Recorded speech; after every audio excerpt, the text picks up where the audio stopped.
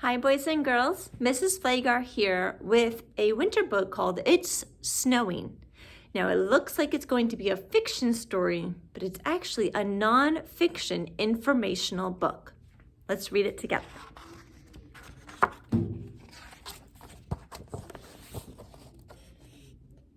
Small, soft flakes fall quietly from above. It's snowing. It's cold and winter clouds fill the sky. Clouds form when water evaporates from rivers, lakes, and oceans, and then rises and cools. Clouds are made up of billions and billions of droplets of water floating in the air. As the air gets colder, the droplets of water freeze. Several frozen droplets join together to form an ice crystal. Ice crystals come in many shapes and designs. Ice crystals of all shapes and sizes float into one another and join together to create a snowflake. Soon, more and more ice crystals attach themselves, making the snowflake larger.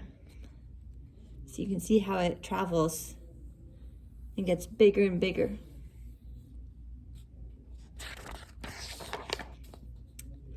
When snowflakes get large and heavy enough, they fall from the clouds. It's snowing.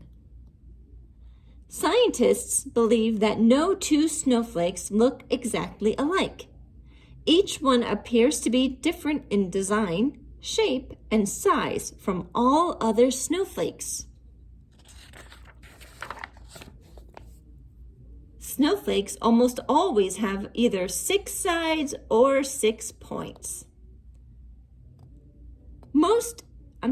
Snow most often falls in places where winters are cold, but it can snow in places where winters are usually warm.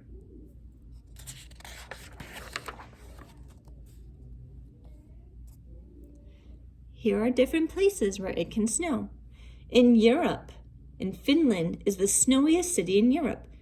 It has an average of 101 days of snow per year. Asia, it can be bitterly cold and snowy in the Gobi Desert. In Africa, in Tanzania, there is always snow or ice on the top of Mount Kilimanjaro, which is within sight of the equator. Australia, there is skiing in the snowy mountains of Australia. South America. In Chile, it snows atop one of the country's most active volcanoes. Antarctica. Less snow falls on Antarctica than any other continent. And here's a map of the world. Snow falls to the ground in different ways. We say that it's snowing when there is a steady snowfall.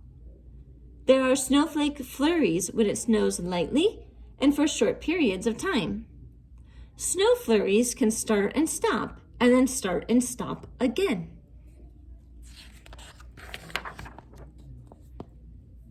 It is sleeting when snowflakes partially melt as they fall and then freeze again before they hit the ground.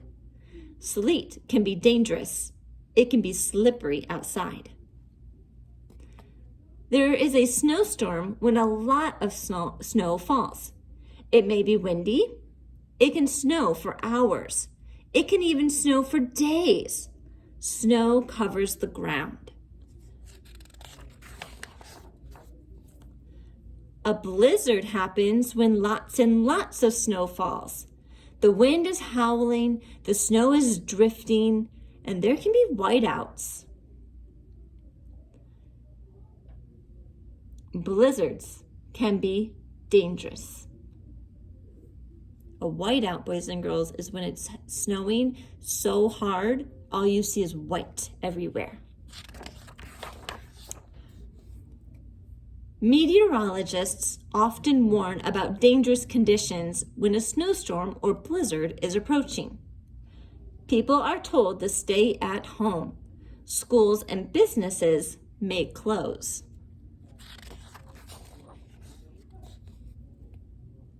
After big storms, there's a lot of work to be done. Snow plows push snow off the roads and highways. Walkways are shoveled. Snow can be fun. People bundle up to stay warm and dry when they go outside. Kids build snowmen and snow forts. Swish! Some people go skiing and snowboarding. Sleds and toboggans slide down hillsides. Some children make snow angels. Others take long walks in the quiet countryside. It is beautiful and peaceful all around. Snow can be helpful in many ways. It acts like a huge blanket that protects plants and wildlife. As the snow melts, water trickles into rivers and streams. It also seeps into the ground where plants will grow when warmer weather returns. Look all around. The snow is beautiful. How to stay warm outside. Look at all the clothing that they have to wear to stay warm. Okay. Be prepared if a snowstorm is coming. Fresh water, spare batteries, a first aid kit, flashlights, a battery-powered radio, shovels. Make sure you're in a safe place with an adult, bring your pets inside, and listen to the weather forecast to be on alert. And then see snowflakes close up. Go outside when the snow is falling gently. Bring a piece of black paper with you. Hold it out flat toward the sky.